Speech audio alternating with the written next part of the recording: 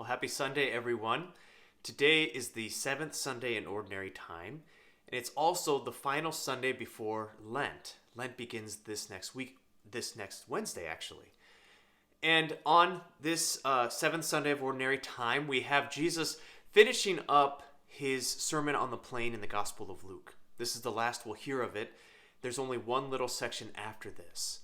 But in this section today, he continues his discourse on judging others. We heard last week, do not judge lest you be judged. But he continues this week with a parable. He tells a parable that is very vivid in its imagery. He says, can the blind lead the blind? And then he goes on to tell this other parable that speaks about how can you notice the speck in your brother's eye but do not perceive the wooden beam in your own eye? Saying, how can you notice all of the faults of someone else when you yourself have bigger faults even in your own life? That you have things that you have to work through, but you like to point out the faults of other people. What Jesus is kind of saying is that we have to work out our own stuff before we can presume to tell someone else how they need to work out their stuff.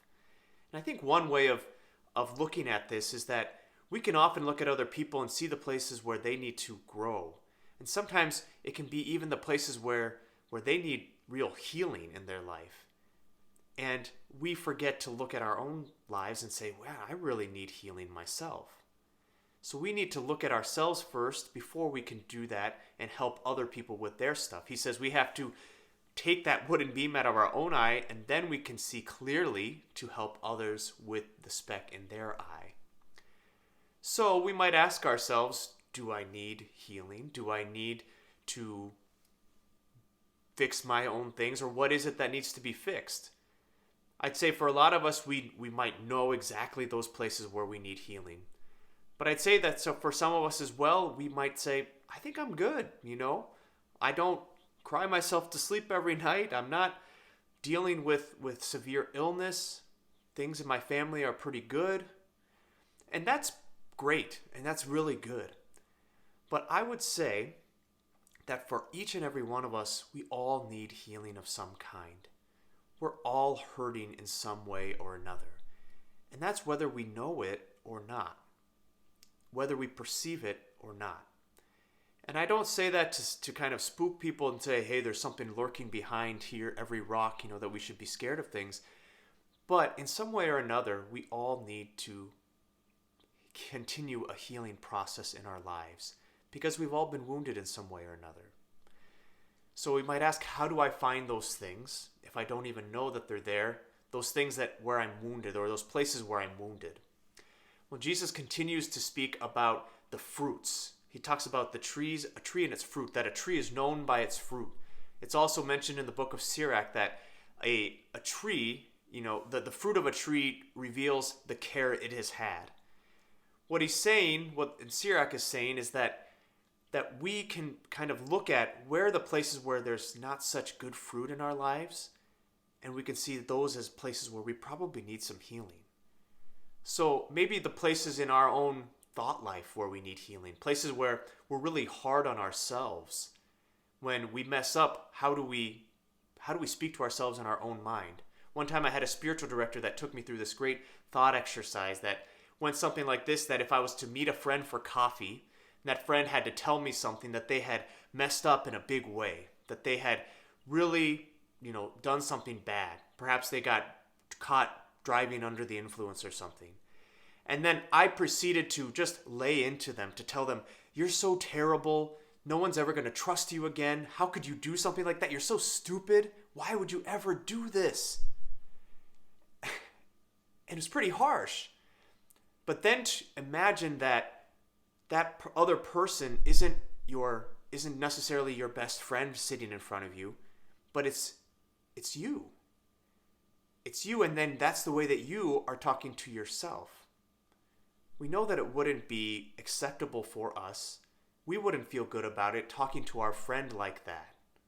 So why would we talk to ourselves in that way?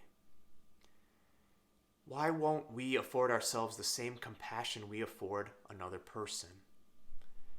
So when we get in our heads and we think so much negative thoughts about ourselves, that I'm bad or I'm stupid or I'm dirty, whatever it is.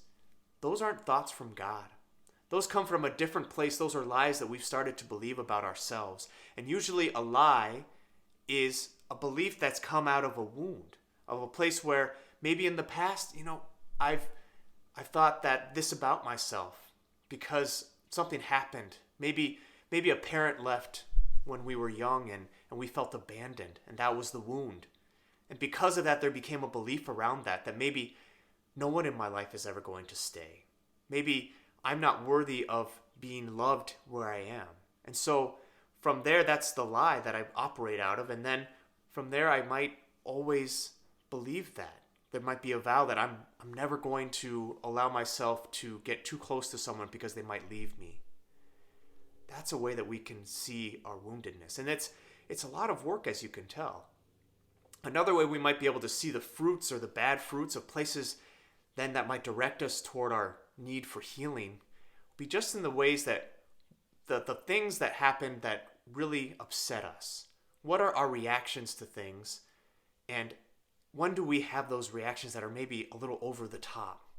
When somebody says or does something that really makes you mad, what is it about that really upsets us? Or maybe it's someone who just speaks for a long, long, long time and they just keep going and rambling and feels like they're wasting everyone's time. Maybe that makes you especially angry. Why? What is it that's happened in the past? That could be another source of a wound where we can see there's a place where healing needs to occur. And it might seem kind of scary, and it might seem like something like, I don't want to open that can of worms because it's going to be a hard thing to get into. And it might be true that it might be difficult. But this is the only way in which we will really, truly understand and know the love of God in our lives, by allowing Him to heal our hearts. We don't go through this healing process alone. We have the divine physician with us, the one who's the greatest heart surgeon, if you will, who can help us go into those places where we need healing the most. Our job is to allow Jesus to come into that process, to come into those places in our hearts, those locked doors that we have, and allow Him to help us to heal in those places. And it might not be a day thing. It probably won't be. It probably won't be a week thing. Depending on how long and how great the wound is, it might take a long time. But as we're healed, we continue to see the fruits of that. As He is working in our hearts are becoming more whole. And as Jesus tells us, we then are able to help others to heal. There's a saying that goes, wounded people wound people. We see that all the time, right? In our society, in our families, when someone's hurt, they tend to want to lash out and hurt others, or they just tend to lash out and hurt others. But the saying can go the other way as well, that healed people heal people. That when we intentionally work for healing in our lives, only with the power of God with us, that in our healing, it can be healing for other people as well. This is a reason why we should want to be healed, because our own healing can be healing for our families. Our own healing can be healing for our parishes. Our own healing can be healing for others in so many ways. A beautiful truth in my own life has been that those places where I've struggled, where I've had to recognize my own woundedness, my own faults, my own sin, it's actually in those places where I have the greatest compassion for other people. It's in those places where I can see that other people need a compassionate listener. When I'm in the confessional and hearing things, I can say, yeah, I know that this is a hard struggle. And the Lord is going to bring you through it. And it's beautiful the way that in our woundedness, those are the places where, and when we start to that healing process, that we can help others to heal as well. And it's not that we have to be completely healed to help other people heal either. That's another fallacy as well, that no, when we start that healing process, we can start being healers for others. because God uses us even in our brokenness. So Lent is just around the corner. It starts in like 4 days. You might be saying to yourself, what am I going to do for my Lenten practice? Well, I challenge you also to ask the Lord, how does he want to heal in my life? How do you want to heal my wounds, Lord? And ask him to help you to see your wounds, to see those places where there's need of healing, to identify them, and then to invite him into that, and to seek the help that you need. Yes, it's going to be in prayer, but sometimes you need people to talk to as well.